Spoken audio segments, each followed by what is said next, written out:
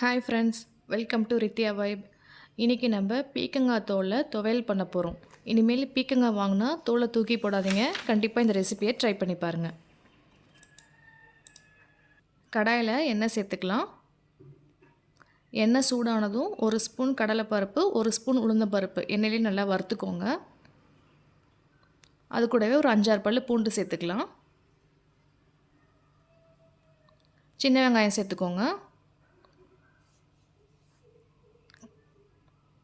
வெங்காயமும் பூண்டும் வதக்கிக்கோங்க. காரத்துக்கு நான் 2 வரமிளகாய் சேர்த்துருக்கேன். நீங்கள் பச்சை மிளகாய் சேர்க்கறதுனாலும் சேர்த்துக்கலாம். கொஞ்சமாக புளி சேர்த்துக்கோங்க.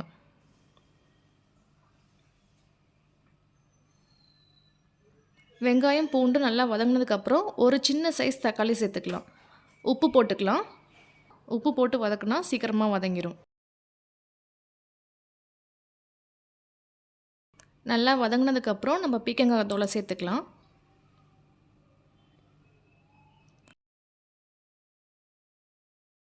இந்த பீக்கங்காய் தோலோட கலர் சேஞ்ச் ஆகிற வரைக்கும் நல்லா வதக்கிக்கோங்க.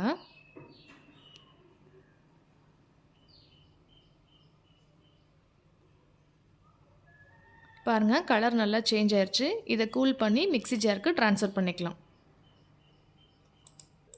இது டிஃபனுக்கெல்லாம் சூப்பராக இருக்குங்க. நீங்கள் ரைஸ் கூட வச்சு சாப்பிட்ற மாதிரி இருந்தால் கொஞ்சம் குறப்பாக அரைச்சிக்கோங்க. அவ்வளோதாங்க, நம்மளோட சட்னி ரெடி ஆகிடுச்சு. உங்களுக்கு இந்த ரெசிபி பிடிச்சிருந்தா மறக்காமல் நம்ம சேனலை ஃபாலோ பண்ணிக்கோங்க, சப்ஸ்கிரைப் பண்ணிக்கோங்க.